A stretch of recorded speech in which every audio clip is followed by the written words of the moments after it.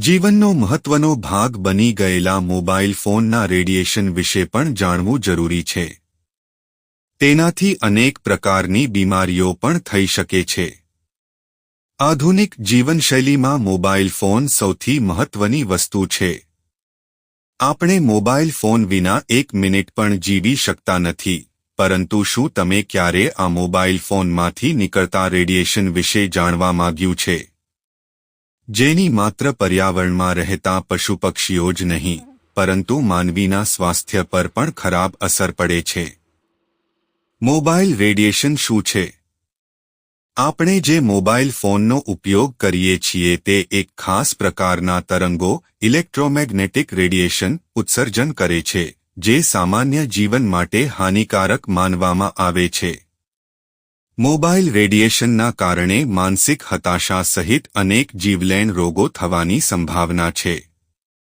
Mobile radiation કેવી રીતે તપાસવું? જો તમે તમારા મોબાઈલ ફોનનું રેડિયેશન ચેક કરવા ઈચ્છો છો, તો તેના માટે તમારે મોબાઈલથી *07# ડાયલ કરવું પડશે. આ નંબર ડાયલ કરતાની સાથે જ મોબાઈલ સ્ક્રીન પર રેડિયેશન સંબંધિત માહિતી દેખાશે.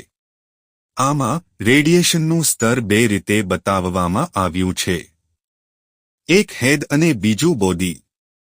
ફોન પર વાત કરતી વખતે મોબાઈલ રેડિયેશનનું સ્તર શું છે? હેડમાં અને ફોનનો ઉપયોગ કરતી વખતે અથવા તેને ખિસ્સામાં રાખતી વખતે શરીરમાં રેડિયેશનનું સ્તર શું છે?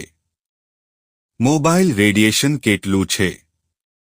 સંચાર અને માહિતી પ્રૌદ્યોગિકી મંત્રાલયના સ્પેસિફિક એબ્સોર્પ્શન રેટ (SAR) મુજબ કોઈપણ સ્માર્ટફોન, ટેબ્લેટ અથવા અન્ય સ્માર્ટ ઉપકરણનું રેડિયેશન 1.6 વોટ પ્રતિ કિલોગ્રામથી વધુ ન હોવું જોઈએ. આ નિયમ શરીરથી ઉપકરણના 10 મિલીમીટરના અંતર પર પણ લાગુ પડે છે. જો તમારું ઉપકરણ ફોન પર વાત કરતી વખતે અથવા તેને તમારા ખિસ્સામાં રાખતી વખતે રેડિયેશનની આ મર્યાદાને પાર કરે છે, તો તે તમારા સ્વાસ્થ્ય માટે જોખમી છે.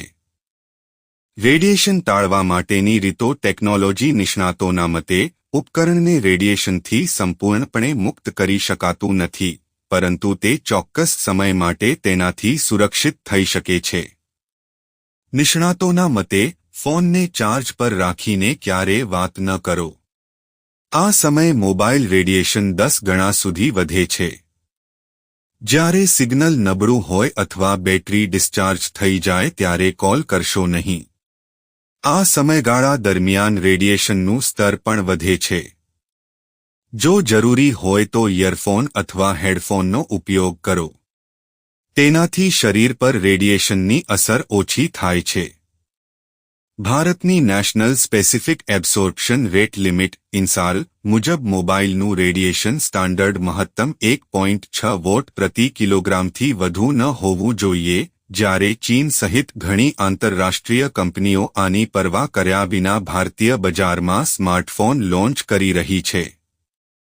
વિડિયો જોવા બદલ તમારો આભાર. વિડિયો ગમ્યો હોય તો વિડિયોને લાઇક કરો, શેર કરો અને આવા જ બીજા વિડિયો જોવા ચેનલને સબસ્ક્રાઇબ કરો.